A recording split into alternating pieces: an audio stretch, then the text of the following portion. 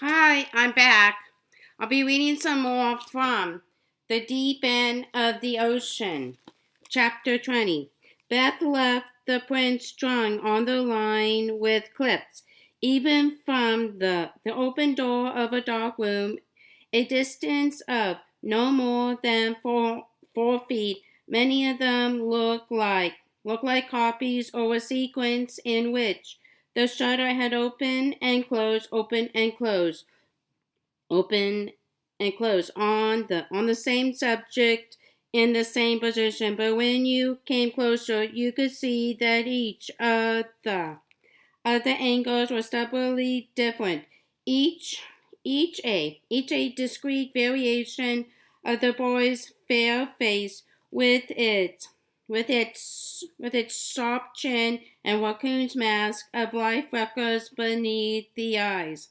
Others, a few, captured his whole body. His legs were long. Most of his length was right there, but grooved with the kind of effortless musculat he would he would have all his life. The kind he had indeed had all his life. By the time she came upstairs, Vincent was back in his room, and Carrie, red-eyed, had just completed her second straight hour of cartoon gluttony. Beth clicked off the set, and Carrie prepared to launch herself into her bedtime routine. But Beth caught her and pulled Carrie gently down with her on the deeply sunken end of the much-used pillow sofa. She held Carrie wordlessly, stroking the child's feathery globe of cheek with her own rougher skin, and finally walking her with a motion so small and slight it could have fooled a passing glance into calling its stillness. Carrie didn't object, but Beth could feel her, could feel her, could feel her, arranging herself carefully on the brace of her mother's arms. Beth hugs were not usually so indulgent, but no matter what else happened during the rest of this day, what Beth had already seen gave her, for the first time in 9 years, sufficient courage to let herself experience the yielding body of her youngest child. Carrie's fingers were spangled with marker dots. She smelled of fruit and dish soap and something warmer beneath down innocence. Beth looked up over Carrie's tangled hair at the crest of the avalanche, the mountain of memory and half memory of return, regret, poignancy, and outrage, posed to hold her down and paralyze her. Nothing moved, not a grumble, not a single cold stone dislodged. Beth led Carrie up to her room and listened while Carrie read from Little House on the Prairie. She was not a gifted reader, but she was a dogged plodder. Her determination blazed from her like a scent. I'm getting better every day, and I am 9 now. 18 kids in class are still 8, sighed Carrie, and Beth wondered where Carrie found a child's confidence from the scraps of attention she had been fed while growing up.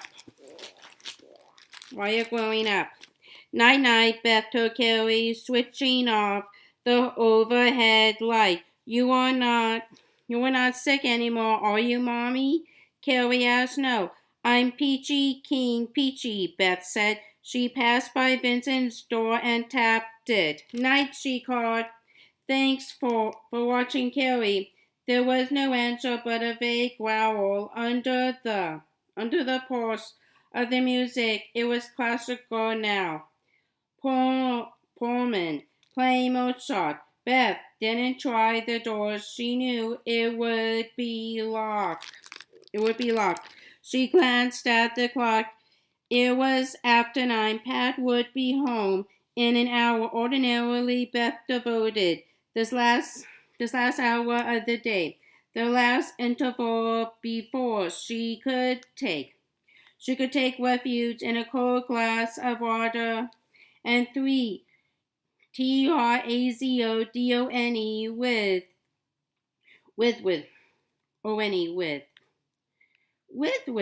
reading English novels. The English didn't seem to have many children or care much about them when they did. What roused the English breast was a good water spaniel, a gentleman with a stick who'd come back from India to rejoin his ruddy-cheeked wife called Boo, who gardened. The best books for Beth were those in which one day varied from the day before only in the variety of sandwiches at tea, in which VICARS called on the sick, in which people went out for a drive to look at old button sets or used volumes of THACKERAY. But tonight she could not release herself into a village just off the Montford Road, or a shop in Hastings Crossing. She sat in the living room, the taste of cigarettes. She smoked 3. ACRID in her mouth. Pat was late. Then he came through the door humming, carrying an old double-sided cardboard that advertised the winter specials at wedding in the old neighborhood. It would soon be time to put up a summer board, and Carrie liked to draw on the used ones. Beth heard him put down his keys and turn on the kettle for his nightly cup of tea. She felt him check once around the dark first floor to see if he dared open a window and have a smoke before bed. She said then, Pat, he jumped Berthy. He said, what are you doing up? Beth walked into the yellow glare of the kitchen and put her arms around Pat. Gratefully, he rubbed her back. What's up? Is Carrie sick? No, she said, wanting to draw out this last staple moment.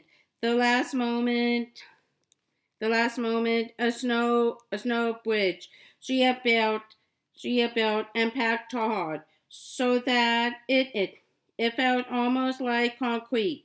You could walk on it. The fragile superstitions were an ache, but at least they were used to them. Now, what would happen? What would give way? Beth said, I have to show you something. Pat took off his sport coat and followed her down the stairs. Beth remembered the spent light Patty. She said, get a light bulb for me, okay? He turned and left the room. Beth could see the pictures in the faint wash of a light from the upstairs hall. His hair now darker, almost maroon in the sun. He would call it brown, she supposed. This boy, Sam. Pat came back with a light bulb and snatched out the old one, tossed in Beth's huge, tossed it in Beth's huge rubber trash can. We placed it in the dark. The light flickered, then shone steadily. Pat looked at the pictures. He stepped forward and tore one down, then two.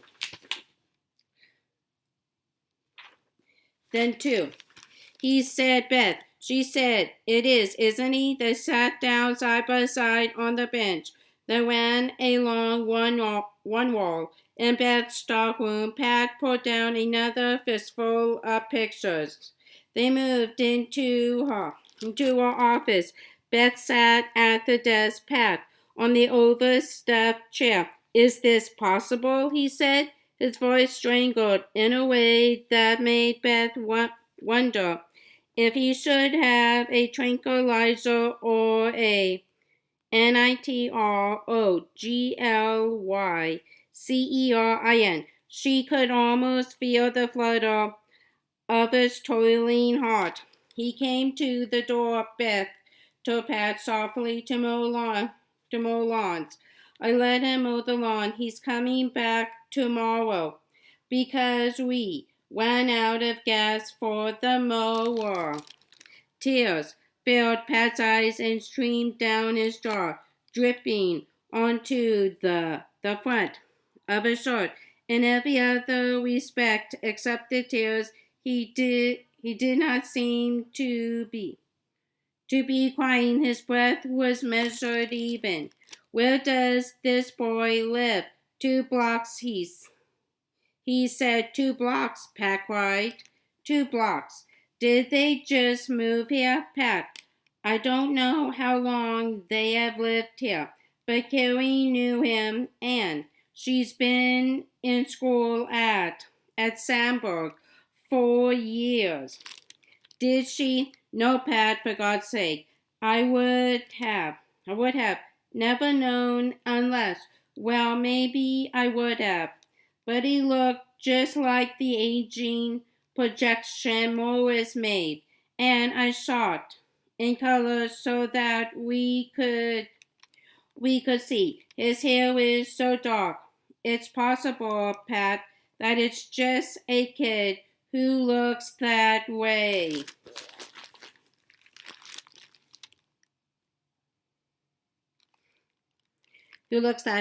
Yeah, he breathed, and I wanted to show you, to ask you before we called Candy or anyone. Let's call them now, said Pat. Let's get up there and call and get down to that house. No, Beth said. It's late night, Pat. He's asleep.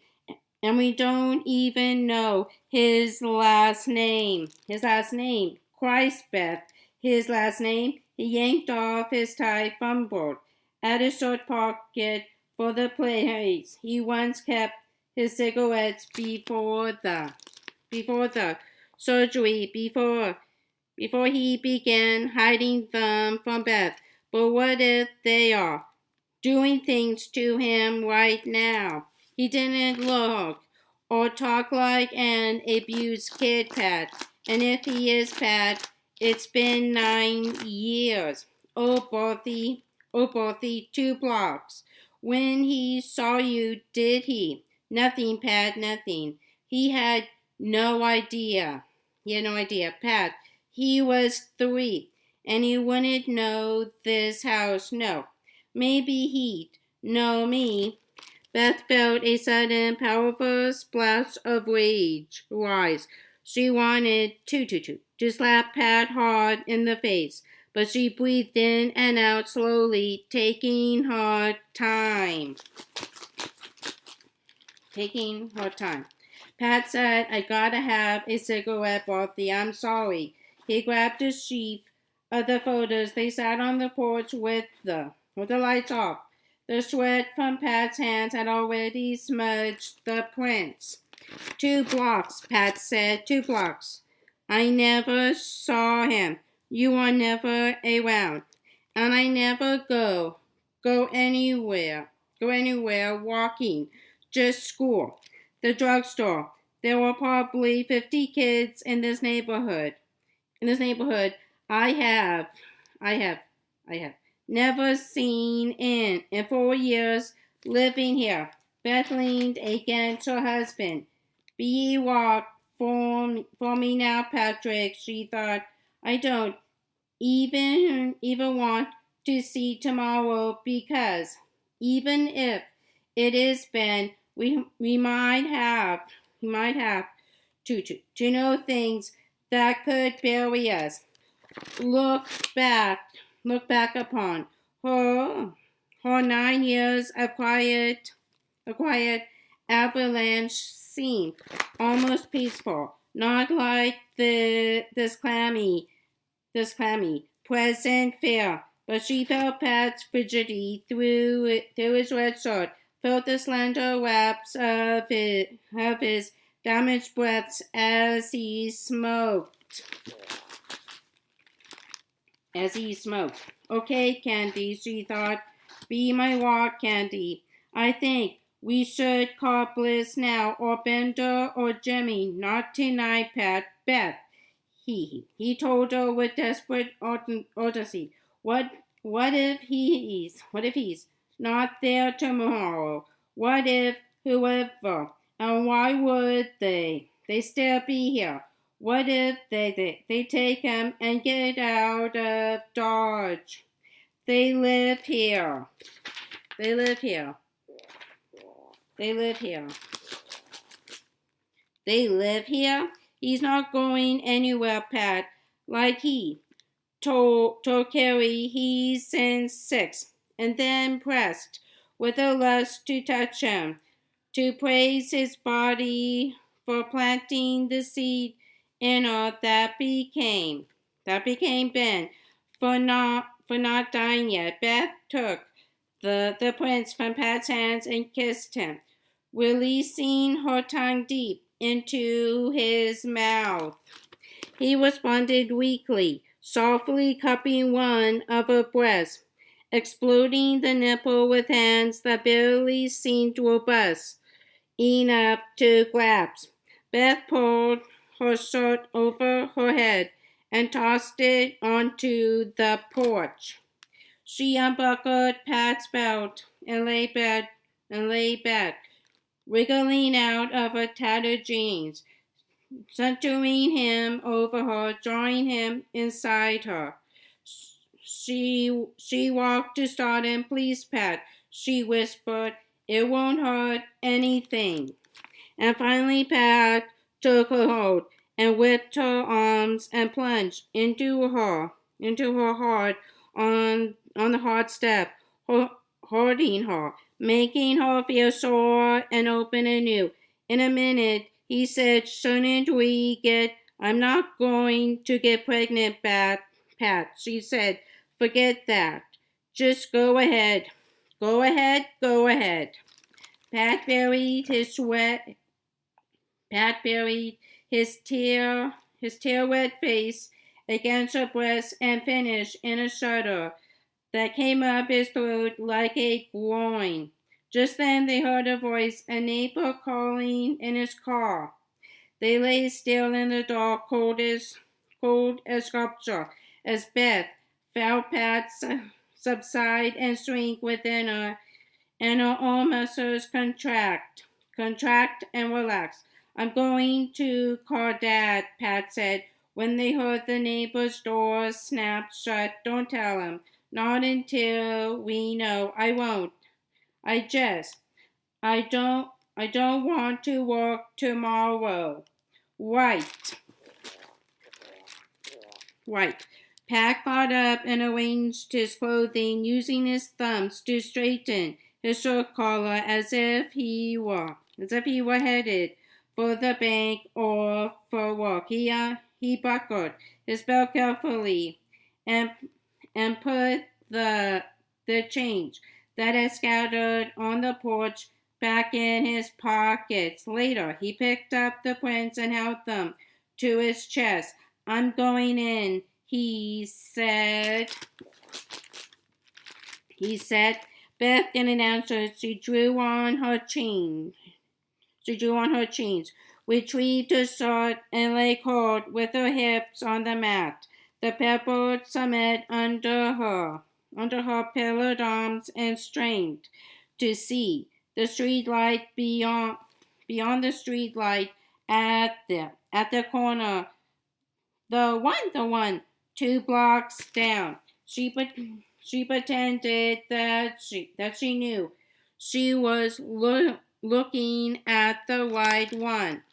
Call it the intersection of Menard and Downer, she thought, and she began to watch. I will have to make coffee, she thought, so I can be sure to watch until morning. And then she thought, no, I don't need coffee. The cold will keep me awake. The cold will keep me awake. She drew up her legs and wrapped her arms around her knees, scanning her mind like a cookbook for a lovely, antiseptic thought.